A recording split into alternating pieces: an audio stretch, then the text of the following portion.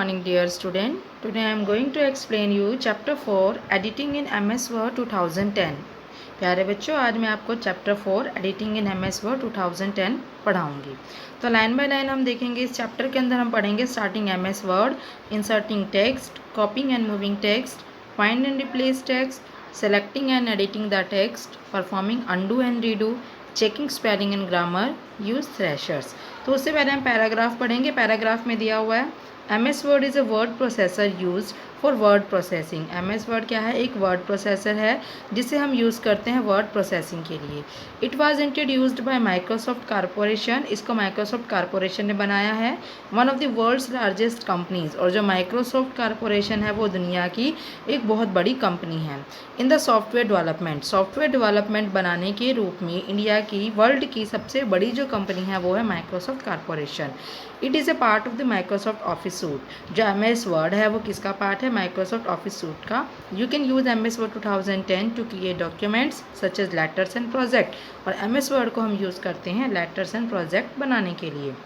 But what if you need to make changes to your Word document. लेकिन एक question है कि अगर आपको कुछ भी टाइप के चेंजेस करने हैं तब आपको किन चीज़ों की ज़रूरत होगी? Word allows you to do this easily. MS Word के अंदर आप ये काम बहुत ही आसानी से कर सकते हो। Making changes to the text in a document is called editing. तो व्हाट इज़ एडिटिंग? जब कभी भी आप टेक्स्ट के अंदर जो चेंजेस करते हो उसे हम बोलते हैं एडिटिंग। चेंजेस करने को हम क्या बोलते हैं? एडिटिंग बोलते हैं। तो फर्स्ट टॉपिक हम देखेंगे इस चैप्टर के अंदर। जो फर्स्ट टॉपिक है वो है starting MS Word। To start MS Word, click on the start button on the Microsoft on the Windows taskbar. MS Word को शुरू करने के लिए सबसे पहले आपने स्टार्ट बटन पर जाना है। आफ्टर दैट ऑल प्रोग्राम के बाद माइक्रोसॉफ्ट ऑफिस के बाद माइक्रोसॉफ्ट ऑफिस वर्ड 2010। आप जैसे ही माइक्रोसॉफ्ट ऑफिस वर्ड 2010 पर क्लिक करेंगे तो एक ब्लैंक डॉक्यूमेंट आपका ओपन हो जाएगा जिसका नाम क्या होगा? डॉक्यूमेंट 1। ये आपको सबसे ऊपर टॉप पर नज़र आएगा। ओके, डू यू नो देखेंगे इंसर्शन पॉइंट और कर्सर। जब कभी भी आप कोई नई फाइल बनाते हो तो जो उसके अंदर एक इंसर्शन पॉइंट होता है। इंसर्शन पॉइंट मीन्स इस तरीके से एक कर्सर हिल रहा होता है, डंडा जो कहते हैं ब्लिंकिंग कर्सर, वो क्या होता है? आपका इंसर्शन पॉइंट उसे हम कहते हैं, जो आपको कंप्यूटर की स्क्रीन पर दिखाई देता है। तो जब आपका MS Word स्टार्ट हो जाता है तो उसमें सबसे पहला काम होता है एंटरिंग द टेक्स्ट। कैसे आप उसमें टेक्स्ट को एंटर करोगे? Start typing the paragraph in a new document. जैसे ही आपका वर्ड डॉक्यूमेंट ओपन हो जाता है आप टाइपिंग का काम शुरू कर सकते हो। As you start typing the cursor moves to the right and letter start appearing on the page.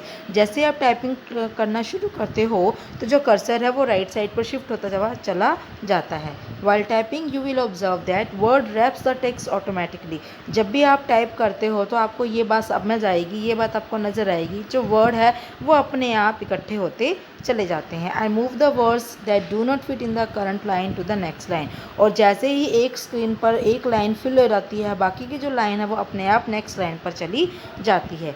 Type the below given and text and observe the wrap effect. Wrap effect का मतलब क्या होता है? आपने बहुत कुछ टाइप किया, ठीक है, मैं आपको यहाँ पर एक टाइप करके दिखाऊंगी। लाइक ये आपकी कंप्यूटर की स्क्रीन है, आपने यहाँ से लेकर यहाँ तक टाइप किया। जैसे ही आप यहाँ एंड पॉइंट पर टाइप करते हो तो जो यहाँ पे जो टाइप करोगे फिनिशिंग लाइन के बाद जो अगला टेक्स्ट है वो अपने आप नेक्स्ट लाइन पर चला जाएगा। इसी तरीके से लाइन फिनिश होते ही सारा टेक्स्ट अलग अलग लाइन पर शिफ्ट होता चला जाएगा। नेक्स्ट पेज पर चलेंगे हम। नेक्स्ट टॉपिक है स्टार्टिंग अ न्यू डॉक्यूमेंट। एक नया डॉक्यूमेंट कैसे शुरू करोगे? Click on the file tab पर आप जाएंगे। उसके बाद आपने क्लिक करना है न्यू ऑप्शन पर। जैसे ही जाओगे वहाँ पर बहुत सारे अवेलेबल टेम्पलेट्स आपको नज़र आएंगे, जिस तरह से यहाँ स्क्रीन पर आपको नज़र आ रहा है। यहाँ सर आपने क्या करना है? एक ब्लैंक डॉक्यूमेंट पर क्लिक करना है और क्रिएट पर क्लिक करना है। जैसे ही आप क्रिएट पर क्लिक करेंगे आपका जो नई फाइल है वो क्रिएट हो जाएगी। आफ्टर दैट नेक्स्ट टॉपिक है आपके पास सेविंग अ डॉक्यूमेंट। किस तरीके से आप फाइल को सेव कर सकते हो?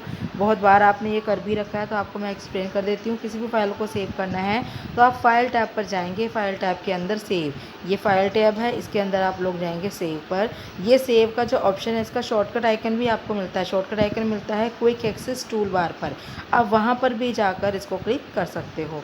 जैसे ही आप व्हेन सेविंग अ डॉक्यूमेंट, जब भी आप डॉक्यूमेंट को सेव करते हैं फर्स्ट टाइम, पहली बार सेव करते हैं तो आपको सेव एज डायलॉग बॉक्स नज़र आता है, ठीक है। तो वहाँ पर आपने क्या करना है? फाइल का नाम लिखना है और फाइल को सेव कर देना। यहाँ पर आपने फाइल का नाम लिखना है और फाइल को सेव कर देना, आपकी फ़ाइल सेव हो जाएगी।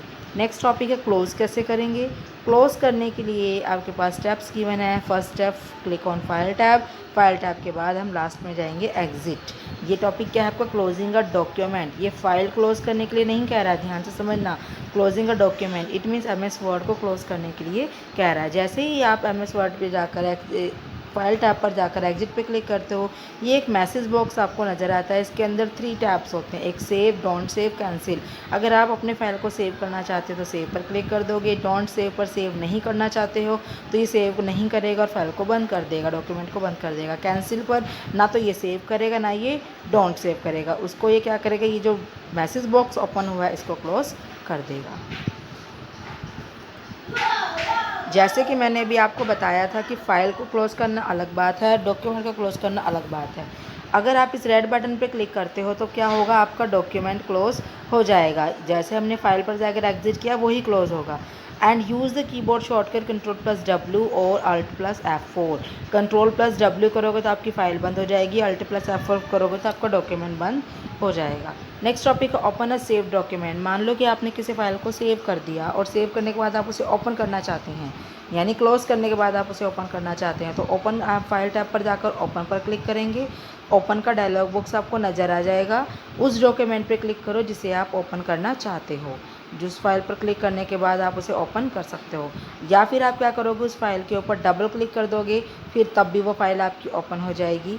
या फिर जब उस फाइल पर सिंपल क्लिक करना और ओपन का ऑप्शन दिया होगा उस पर क्लिक करोगे तो वो आपकी फ़ाइल ओपन हो जाएगी। नेक्स्ट टॉपिक आपके पास selecting and editing the text. किस तरीके से हम टेक्स्ट को सेलेक्ट करते हैं। टेक्स्ट को सेलेक्ट करने के लिए बिफोर एडिटिंग, कोई भी एडिटिंग का काम करना है उसमें सबसे पहला काम है टेक्स्ट को सेलेक्ट करना। अगर टेक्स्ट को आप सेलेक्ट नहीं करोगे तब आप कोई भी एडिटिंग काम नहीं कर सकते हो। इसीलिए जब भी आप टेक्स्ट को सेलेक्ट करते हो तो वह क्या हो जाता है, ब्लू कलर में हो जाता है। इट मीन्स वो आपको शो करता है कि आपका टेक्स्ट सेलेक्ट हो गया है। तो आइए हम सिलेक्शन के बारे में पढ़ेंगे। सिलेक्टिंग टेक्स्ट यूजिंग माउस, हम माउस की हेल्प से कैसे सिलेक्ट कर सकते हैं। अगर आपने सिंपल एक वर्ड को सिलेक्ट करना है तो हम माउस से डबल क्लिक कर देंगे तो वो वर्ड आपका सेलेक्ट हो जाएगा। अ लाइन ऑफ टेक्स्ट, पूरी लाइन को सिलेक्ट करना है तो click on the selection area to the left of the line. Line के बिल्कुल आगे, जैसे ये लाइन दी हुई है इसके यहाँ पे बिल्कुल आगे क्लिक कर दोगे तो पूरी लाइन आपकी सिलेक्ट हो जाएगी। पैराग्राफ सेलेक्ट करना है तो उसके ऊपर ट्रिपल क्लिक, यानी लगातार 3 बार जल्दी जल्दी से क्लिक कर देना, पूरा पैराग्राफ आपका सेलेक्ट हो जाएगा। या फिर double click in the left margin of the paragraph, जहाँ से पैराग्राफ शुरू हो रहा है उसके बाद डबल क्लिक कर दो तो पूरा पैराग्राफ आपका सेलेक्ट हो जाएगा। एंटायर डॉक्यूमेंट, पूरा डॉक्यूमेंट जितना बड़ा डॉक्यूमेंट है आपका सारा सेलेक्ट करना है। तब आपने क्या करना है, ट्रिपल क्लिक करना है सिलेक्शन एरिया पर, मतलब जो सिलेक्ट करने की जगह दी होगी वहाँ पे ट्रिपल क्लिक करना और click anywhere in the selection area while holding down the control की। कीबोर्ड से कंट्रोल बटन को दबाकर उसके ऊपर क्लिक कर देना तो सारा का सारा एरिया आपका सेलेक्ट हो जाएगा।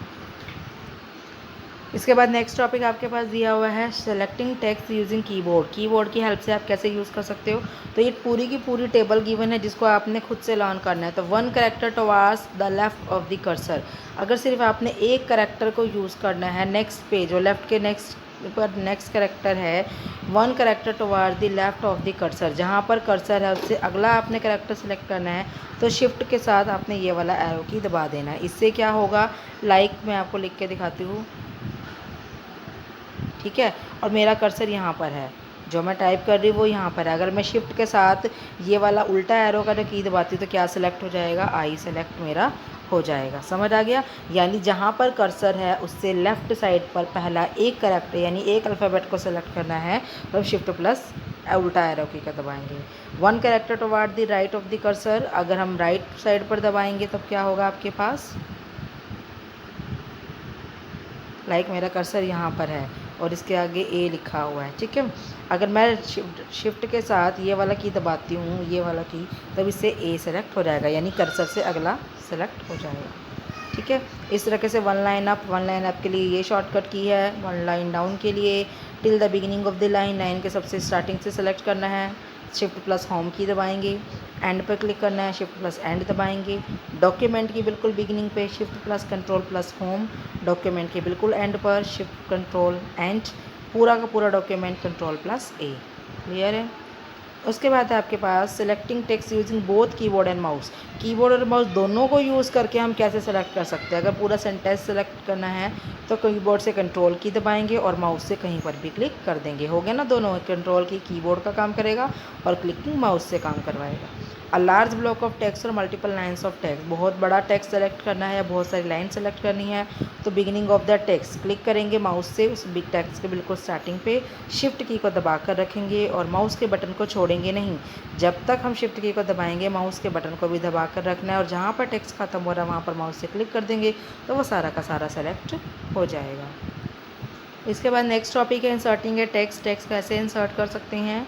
MS Word provide the facility to add new text to an already existing document. अगर आपके पास एक ऑलरेडी डॉक्यूमेंट जो सेव्ड है, आप उसके अंदर कोई और नया टेक्स्ट लिखना चाहते हो तो आप लिख सकते हो।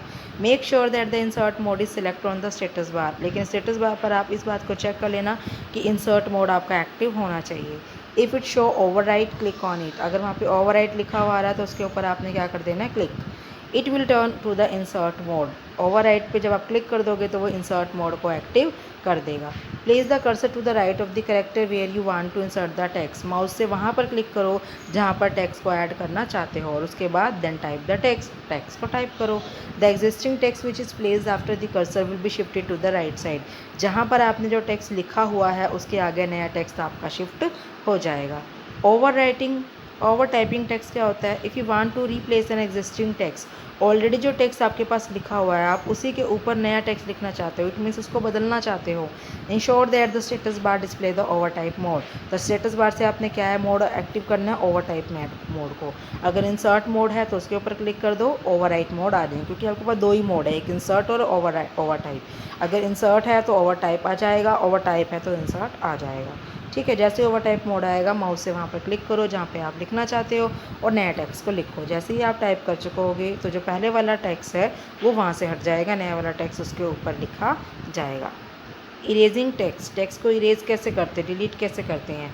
आपके पास इरेज और डिलीट करने की फैसिलिटी होती है। इरेज करने के लिए या डिलीट करने के लिए किसी भी कैरेक्टर को सबसे पहले माउस को वहाँ पर क्लिक कीजिए। क्लिक करने के बाद बैक स्पेस की कैसी होती है, कीबोर्ड पे आपको बहुत एक ऐसा कीवर्ड मिलेगा, ठीक है, ये होती है बैक स्पेस की और एक होती है डिलीट की। आप इधर इस वाले को अगर यूज़ करते हो तो आपके जो करैक्टर हैं वो इधर से डिलीट होंगे, डिलीट को यूज़ करते हो तो इधर से डिलीट होंगे। ठीक है, लाइक मैं अगर ये यूज़ करती हूँ तो आई डिलीट हो जाएगा।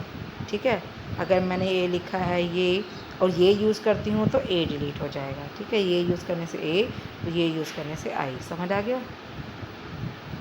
तो इस तरीके से हम डिलीट और बैक स्पेस को यूज़ कर सकते हैं। अगर एक वर्ड को डिलीट करना है तो कंट्रोल प्लस बैक स्पेस दबाएंगे, पूरा का पूरा वर्ड डिलीट हो जाएगा। ठीक है, you can also place the cursor to the left of the word and press the control plus D. Left side पे क्लिक करोगे तो कंट्रोल प्लस डिलीट दबाओगे तो उससे अगले वाला वर्ड डिलीट हो जाएगा।